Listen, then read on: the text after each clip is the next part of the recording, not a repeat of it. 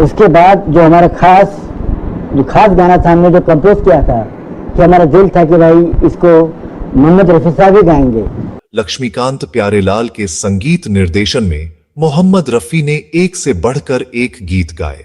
नाम को तेरे आवाज मैं न दूंगा, वो जब याद आए बहुत याद आए।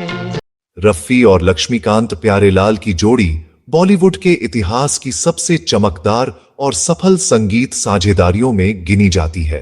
मुझे तेरी मोहब्बत का, मेरी दोस्ती मेरा प्यार, आँखों में दो जहां है, मालिक हो दो जहां की। शुमा जवान हो गई, तीर कमान हो गई। सभी गायकों में से लक्ष्मीकांत प्यारेलाल को सबसे अधिक भरोसा रफी साहब पर था।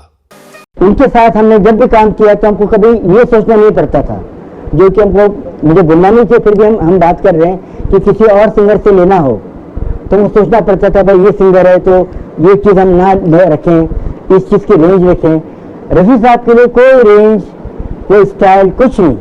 लक्ष्मीकांत प्यारेलाल ने जब संगीतकार के रूप में अपना करियर शुरू किया तो उनका पहला गीत भी रफी साहब की आवाज में रिकॉर्ड हुआ था। तेरे प्यार ने मुझे रंग दिया। संयोगवश रफी साहब ने अपने जीवन का अंतिम गीत भी इन्हीं के लिए गाया। तेरे आने की आस है दोस्त। लक्ष्मीकांत प्यारेलाल ने कभी रफी साहब का साथ नहीं छोड़ा। जब भी कोई नई धुन बनाते उनकी पहली पसंद होती कि यह गीत रफी साहब से गवाया जाए।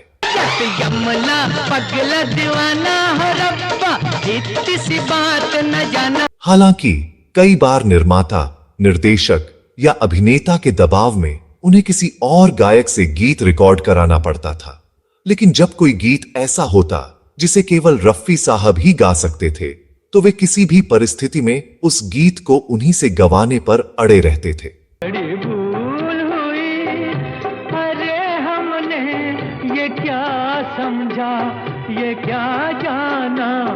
फिल्म दो रास्ते के एक मशहूर गीत की धुन तैयार करने के बाद भी ऐसा ही हुआ।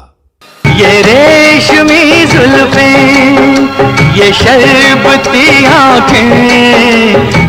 लक्ष्मीकांत प्यारेलाल चाहते थे कि यह गीत मोहम्मद रफी गाएं।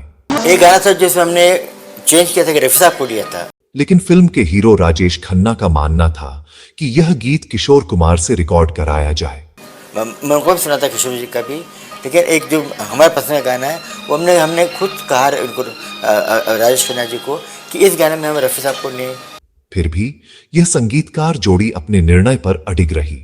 आखिरकार राजेश खन्ना ने सहमति दी और वह गीत रफी साहब से रिकॉर्ड कराया गया।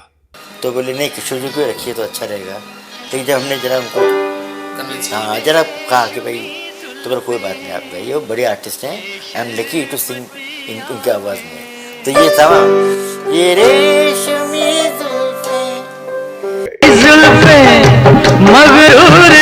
मोहम्मद रफी की मखमली आवाज। नतीजा यह हुआ कि वह गीत रिलीज होते ही सुपरहिट हो गया और सफलता के सारे कीर्तिमान तोड़ दिए। आनंद बख्शी के अल्फाज और लक्ष्मीकांत प्यारेलाल की जादुई धुन ने इस गीत को अमर बना दिया। आज 55 साल बाद भी वह गाना पार्टियों, शादियों और कारों में उतना ही बजता है जितना उस दौर में गूंजता था। कर देंगी दीवाना कोई ये शरबती आंखें, इन्हें देख कर जी रहे।